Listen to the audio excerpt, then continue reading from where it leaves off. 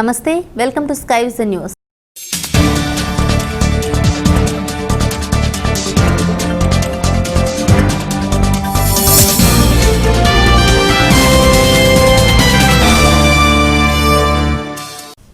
కేంద్రపాలిత ప్రాంతమైన యానాం నియోజకవర్గంలోని కరోనా కేసులు విజృంభిస్తున్న నేపథ్యంలో తూర్పుగోదావరి జిల్లా మాదిరిగానే ఆదివారం ఉదయం 6 గంటల నుంచి సోమవారం ఉదయం 6 గంటల వరకు కర్ఫ్యూ విధింపు. అత్యవసర సేవలు మినహాయింపు. తదుపరి ఆదేశాలు వెలువడేంత వరకు ఆదివారం యానాంలో కొనసాగనున్న కర్ఫ్యూ. యానాం పరిపాలనాధికారి శివరాజ్ మీనా. కేంద్రపాలిత ప్రాంతమైన యానాం నియోజకవర్గంలోని కరోనా కేసులు విజృంభిస్తున్న నేపథ్యంలో తూర్పుగోదావరి జిల్లా మాదిరిగానే ఆదివారం ఉదయం 6 గంటల నుంచి సోమవారం ఉదయం 6 గంటల వరకు కర్ఫ్యూ విధింపు. అత్యవసర సేవలు మినహాయింపు. తదుపరి ఆదేశాలు వెలువడేంత వరకు ఆదివారం యానాంలో కొనసాగనున్న కర్ఫ్యూ. యానాం పరిపాలనాధికారి Shivraj Meena. Full lockdown Sunday, Monday timing 6 to 1 for all shops except milk and medical. They are different timing. Operate for full lockdown like last Sunday, and Monday, Tuesday definitely open. No need to rush and no need to create more panic and crowd in the market. You are having sufficient time for purchasing 6 to 1 o'clock to Monday and Tuesday. After Tuesday, discussion with the all political party association organizations will decide 1 week lockdown from Wednesday onward or Thursday according to the festival and other things. Also will take decision based on the discussion with the Pondicherry higher authorities. Thank you. తూర్పుగోదావరి జిల్లా రామచంద్రాపురంలో రాష్ట్ర BC సంక్షేమ శాఖ మంత్రి చెల్లుబోయిన వేణుగోపాలకృష్ణ అట్టహాసాలకు ఆడంబరాలకు దూరంగా అర్ధరాత్రి తన నివాసానికి వచ్చి నియోజకవర్గ అభిమానులకు కార్యకర్తలకు ఆశ్చర్యానికి గురిచేశారు. మంత్రిగా ప్రమాణ స్వీకారం చేసిన అనంతరం తొలిసారిగా జిల్లాకు తన నియోజకవర్గానికి విచ్చేశారు. జిల్లాలో కోవిడ్ విలయతాండవం చేస్తున్నందున మంత్రి వస్తున్నారని తెలిస్తే అధిక సంఖ్యలో అభిమానులు వస్తారని తెలిసి ఈ నిర్ణయం తీసుకున్నారు. ప్రజల ఆరోగ్య పరిరక్షణని బాధ్యతగా గుర్తించి ఈ నిర్ణయం తీసుకున్నారు. అభిమానులు ఎవరూ కూడా అన్యతా భావించొద్దని కోరడమైంది. మీ ఆరోగ్యమే నాకు శుభాకాంక్షలుగా భావిస్తాను అని తెలియజేశారు.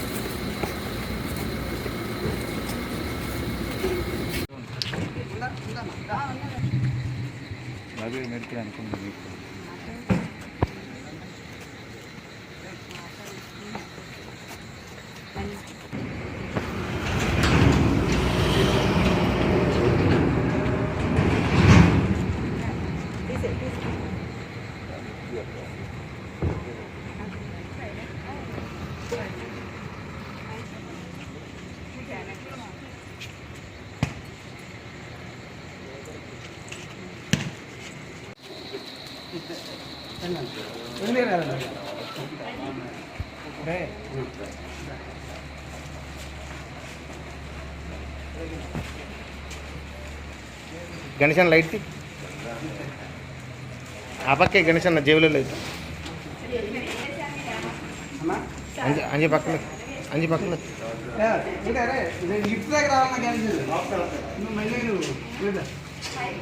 కేంద్రపాలిత ప్రాంతమైన పుదుచ్చేరిలో రాష్ట్ర వ్యాప్తంగా 1050 కేసులు యాక్టివ్లో ఉన్నాయని పుదుచ్చేరి ఆరోగ్య శాఖ మంత్రి మల్లాడి కృష్ణారావు తెలిపారు.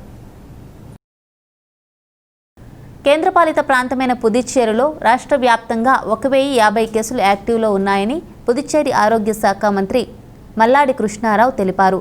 ఈ మేరకు ఆరోగ్య శాఖ విడుదల చేసిన బులెటిన్లో ఆయన మాట్లాడారు. పుదుచ్చేరి రాష్ట్ర వ్యాప్తంగా ప్రజలందరూ మరింత అప్రమత్తంగా ఉండాలని ఈ సందర్భంగా రీజియన్ వారీగా పాజిటివ్ కేసుల వివరాలు వెల్లడించారు. పాండిచ్చేరి 113, కారైకాల్ 3, యానం 23, అందులో breakup IGMC 72, JIPMER 40, 1 is a other institutions. Discharge అయినది 78 కేసెస్. 78లో 65 is a Pondicherry, Karaikal is a 13.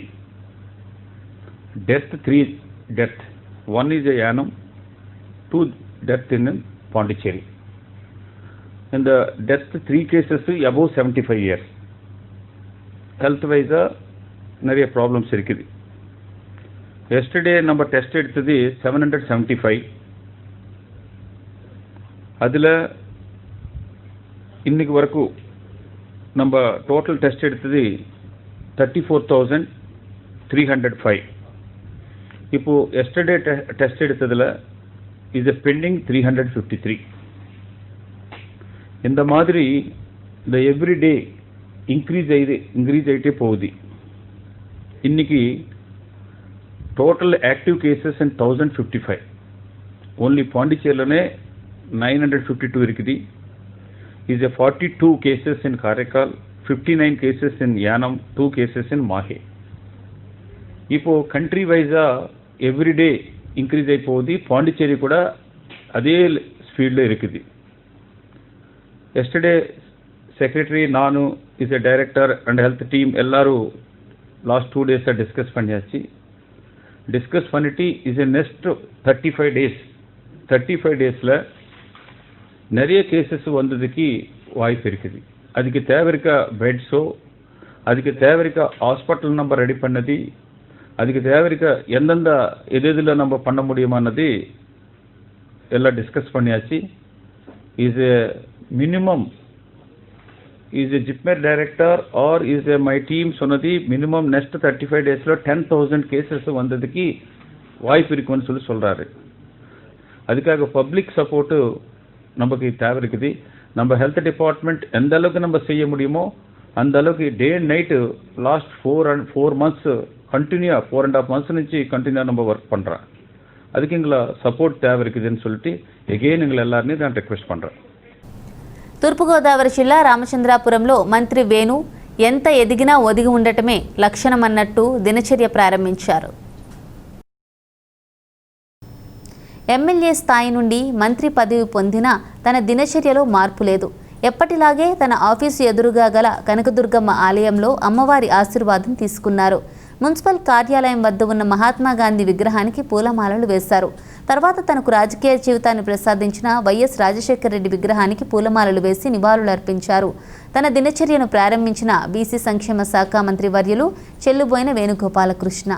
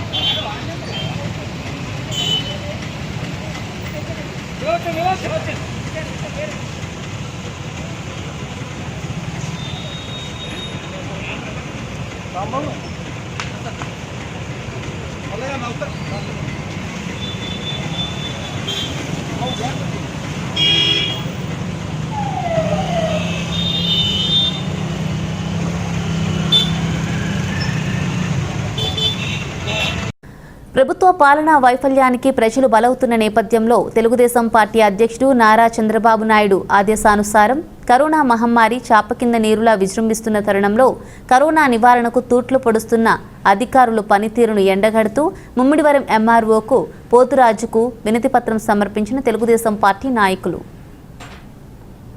ప్రభుత్వ పాలనా వైఫల్యానికి ప్రజలు బలి అవుతున్న నేపథ్యంలో తెలుగుదేశం పార్టీ అధ్యక్షుడు నారా చంద్రబాబు నాయుడు ఆదేశానుసారం కరోనా మహమ్మారి చాప కింద నీరులా విజృంభిస్తున్న తరుణంలో కరోనా నివారణకు తూట్లు పొడుస్తున్న అధికారుల పనితీరును ఎండగడుతూ ముమ్మిడివరం ఎంఆర్ఓకు పోతురాజుకు వినతిపత్రం సమర్పించిన తెలుగుదేశం పార్టీ నాయకులు.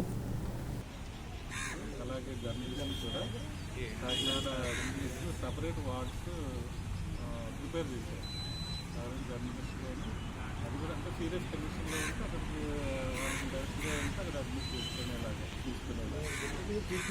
అవును ఇన్సూరెన్స్ ఆల్రెడీ ఒక మన లోకల్ అరేంజ్మెంట్గా అది కలెక్టర్ గారు ఇది ఓవరాల్గా గవర్నమెంట్ డిసిషన్ తీసుకుంది.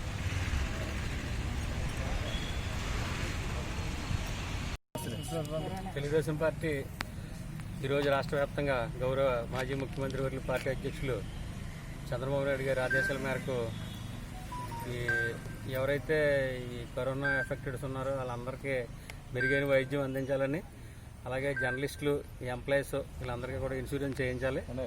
తర్వాత వెచ్చలవిడిగా ఈ కేసులు పెరిగిపోతున్నాయి, దానికి ప్రభుత్వం కొంచెం నిర్లక్ష్య వైఖరి అని చెప్పి తెలియజేస్తూ వారిని ఆదుకోవడంలో కానీ వారికి వైద్య సదుపాయం కల్పించడంలో కానీ ప్రభుత్వం పూర్తిగా వైఫల్యం చెందింది. కేసులు తగ్గించడంలో వైఫల్యం చెందింది.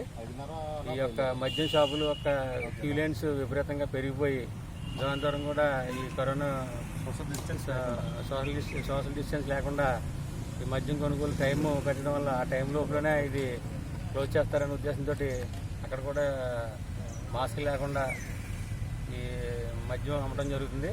మద్యం షాపులు కూడా ఈ లాక్డౌన్ టైం అంతా కూడా మూసేయాలని చెప్పి ఎంఆర్ఓకి తహసీల్దార్ గారికి రిప్రజెంటేషన్ ఇచ్చాం. అలాగే వైఫల్యాల మీద ప్రభుత్వం పేషెంట్ తర్వాత హాస్పిటల్ నుంచి డిశ్చార్జ్ అయిన తర్వాత 1000 రూపాయలు ఇస్తానన్నారు. ఇప్పటికి వాళ్ళకి 100 రూపాయలు ఇచ్చి పంపుతున్నారు. ఇవన్నీ కూడా ప్రభుత్వం పేద ప్రజల పట్ల నిరంకుశ వైఖరి అవలంబిస్తుంది. కాబట్టి తగు చర్యలు తీసుకోవాల్సిందిగా ప్రభుత్వానికి తెలుగుదేశం పార్టీ ఆధ్వర్యంలో రిప్రజెంటేషన్ ఇవ్వడం జరిగింది. తూర్పుగోదావరి జిల్లా రామచంద్రాపురం మండలం హసనాబాద్ గ్రామంలో రాజ్యసభ సభ్యుడు పిల్లి సుభాష్ చంద్రబోస్ను నూతన బీసీ సంక్షేమ శాఖ మంత్రి చెల్లుబోయిన వేణుగోపాలకృష్ణ మర్యాదపూర్వకంగా కలిశారు. అనంతరం ఆయనకు సాలువా కప్పి ఆశీర్వాదం తీసుకున్నారు. తూర్పుగోదావరి జిల్లా రామచంద్రాపురం మండలం హసనాబాద్ గ్రామంలో రాజ్యసభ సభ్యుడు పిల్లి సుభాష్ చంద్రబోస్ను నూతన బీసీ సంక్షేమ శాఖ మంత్రి చెల్లుబోయిన వేణుగోపాలకృష్ణ మర్యాదపూర్వకంగా కలిశారు. అనంతరం ఆయనకు సాలువా కప్పి ఆశీర్వాదం తీసుకున్నారు. ఈ కార్యక్రమంలో పిల్లి సుభాష్ చంద్రబోస్ మాట్లాడుతూ తూర్పు పశ్చిమ గోదావరి జిల్లాల్లో సిట్టిబలిజ వర్గీయులు 9,40,000 మంది అని, వీరందరూ డిప్రెస్డ్ కమ్యూనిటీకి చెందిన వారని, వీరికి ఒక చెయ్యి అందించాలని జగన్మోహన్ రెడ్డి ప్రభుత్వం కృషి చేస్తుందన్నారు. అలాగే దేశంలో ఆంధ్రప్రదేశ్ రాష్ట్ర ప్రభుత్వం ప్రవేశపెడుతున్న సంక్షేమ కార్యక్రమాలు మరెక్కడా అమలవ్వడం లేదని తెలిపారు. వెనుకబడిన తరగతుల వారు 2,14,00,000 మంది సంక్షేమ కార్యక్రమాలకు అర్హులు అయితే 2,12,00,000 మందికి సంక్షేమ కార్యక్రమాలు అందుతున్నాయని బోస్ పేర్కొన్నారు. తన కమ్యూనిటీకి చెందిన చెల్లుబోయిన వేణుగోపాలకృష్ణ బీసీ సంక్షేమ శాఖ మంత్రిగా నియమితులవ్వడం తనకు చాలా సంతోషంగా ఉందని అన్నారు. భారతదేశానికి మాధుర్యమైన ప్రజాస్వామ్యం రాజ్యాంగాన్ని ఇచ్చిన డాక్టర్ బాబాసాహెబ్ అంబేద్కర్ను స్మరించుకుంటూ రుణపడి ఉండాలన్నారు. బీసీ సంక్షేమ శాఖ మంత్రి చెల్లుబోయిన వేణుగోపాలకృష్ణ మాట్లాడుతూ ఆదర్శ రాజకీయాలకు కేర్ ఆఫ్ అడ్రస్ హసనాబాద్ అని, సుభాష్ చంద్రబోస్ అడుగుజాడల్లో నడిచిన వారికి ఉన్నత శిఖరాలు లభిస్తాయి అనడానికి నిదర్శనం నేనేనని, సెట్టిబలిజ సామాజిక వర్గంలో ఆనిముత్యం బోస్ అని అన్నారు.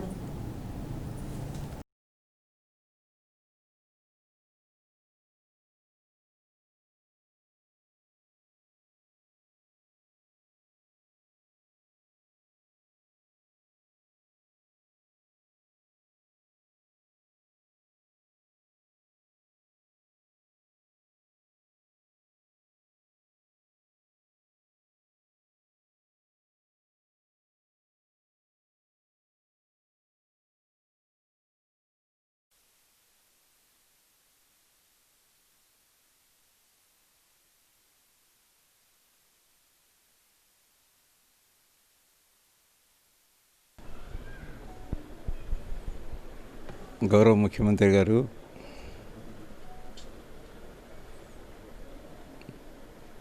తూర్పు పశ్చిమ గోదావరి జిల్లాల్లో సెట్టిబలిజ వర్గీయులు కులానికి చెందిన దాదాపుగా 9,40,000 మంది. వీళ్ళంతా drown thread and people, depressed కమ్యూనిటీకి చెందినవారు. ఈ డిప్రెస్డ్ కమ్యూనిటీకి చెందిన వారిని ఒక చేయి అందించాలని మరి వారు దాదాపుగా ఇక్కడ 90% బ్యాక్వర్డ్ క్లాస్ పీపుల్ కవర్ అయ్యేలాగా సంక్షేమ కార్యక్రమాలు అమలు చేశారు. దీంట్లో మొన్నే నేను ప్రెస్లో కూడా చెప్పాను, కేవలం బ్యాక్వర్డ్ క్లాస్కే కాదు, షెడ్యూల్డ్ కులాలకు కానీ షెడ్యూల్డ్ తరగతులకు కానీ. మరి కేంద్ర ప్రభుత్వం ఎక్కడైతే క్యాపిటల్ ఇన్వెస్ట్మెంట్ పెడుతూ ఉన్నారో ఈ రాష్ట్రంలో అభివృద్ధికి, some part of the amount should be released by the government of India. అది ఒక సంక్షేమ కార్యక్రమం కాదు ఇది. Education is not welfare activity, health is not welfare activity. అవి క్యాపిటల్ ఇన్వెస్ట్మెంట్. ఒక విద్యార్థిని మనం ఇక్కడ చదివించినట్టయితే కేవలం అతని కుటుంబానికే పరిమితి కాదు, అతని తెలివితేటలు, అది ఒక రాష్ట్రానికి పరిమితి కాదు, యావత్ దేశానికే పరిమితి, దాని యొక్క ప్రోడక్ట్, దాని యొక్క ప్రతిఫలం వస్తుంది. మరి అటువంటి ఒక మంచి కార్యక్రమం ఇక్కడ చేయటం, ఒకటి fee reimbursement, doctor Rajasekhara Reddy గారు ప్రవేశపెట్టిన స్కీమ్, తర్వాత అమ్మఒడి, ఇవన్నీ కూడా, అలాగే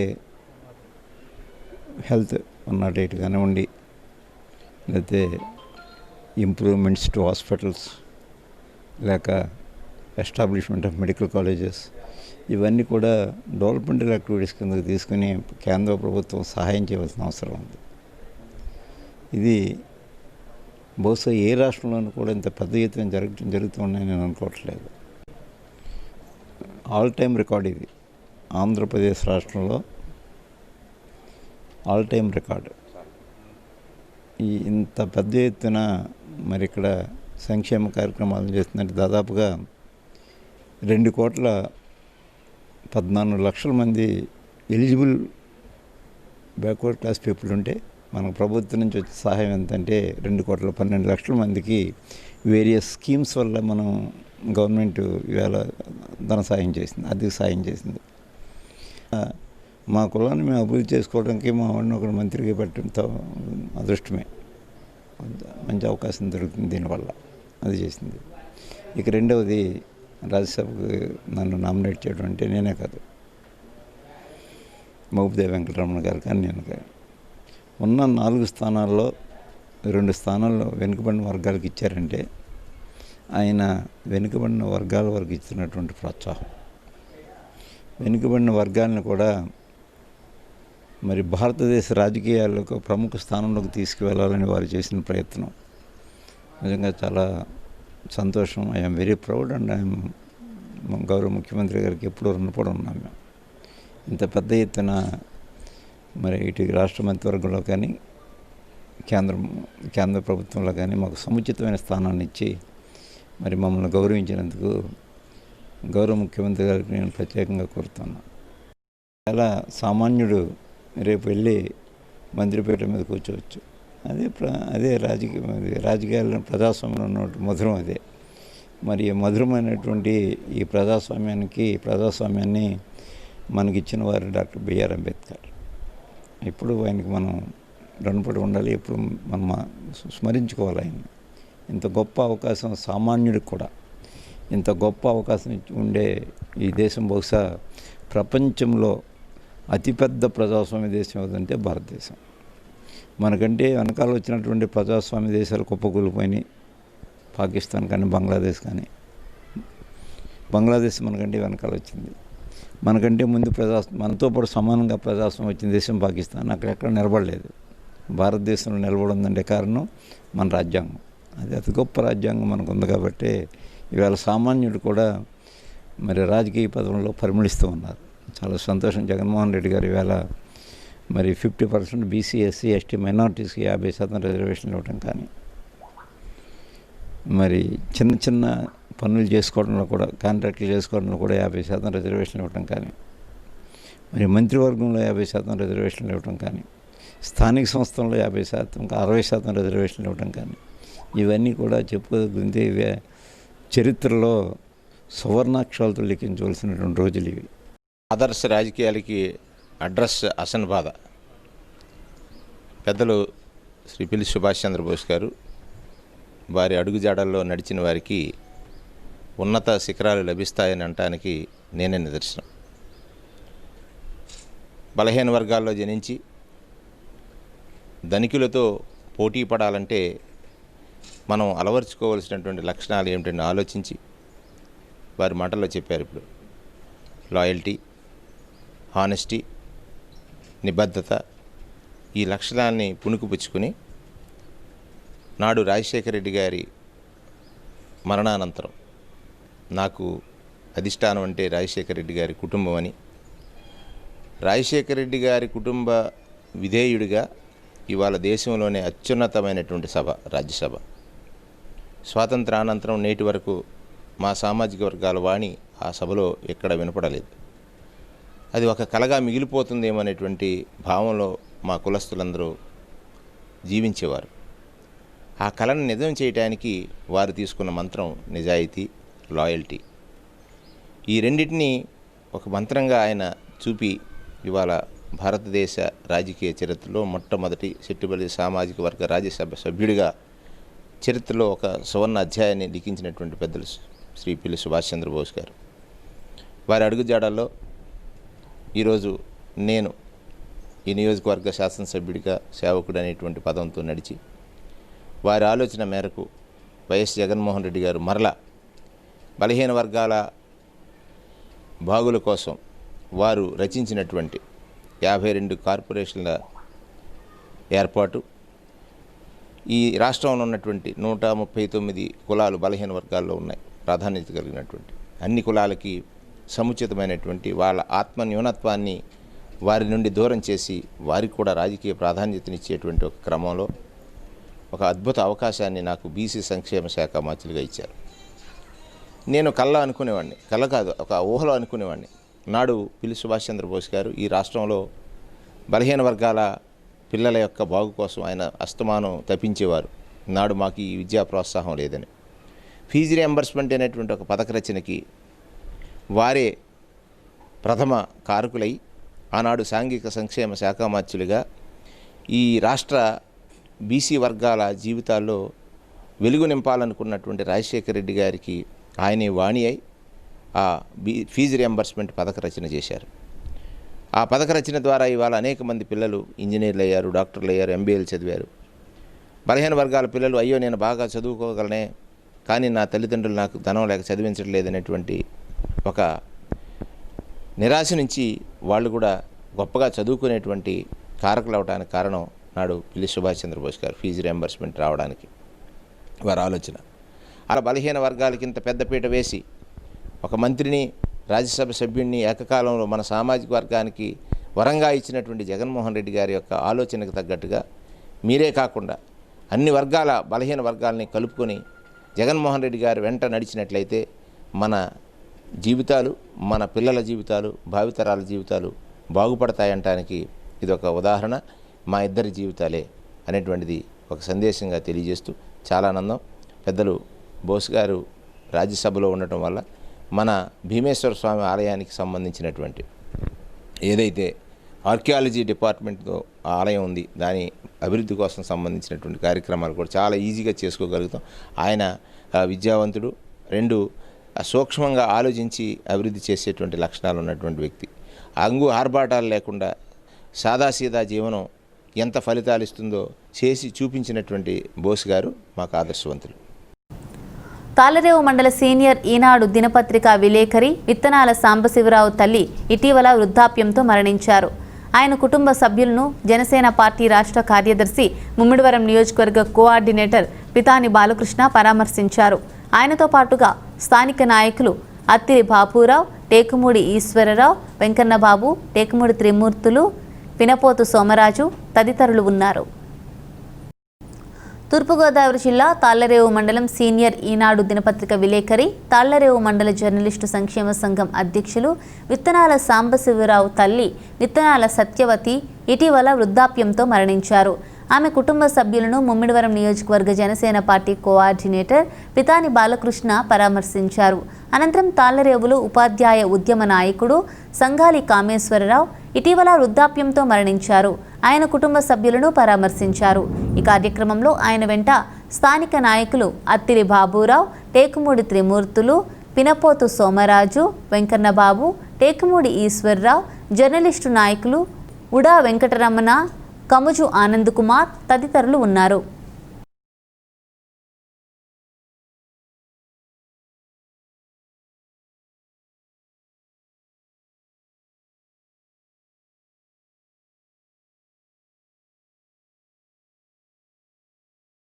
వార్తలు ఇంతటితో సమాప్తం. నమస్కారం.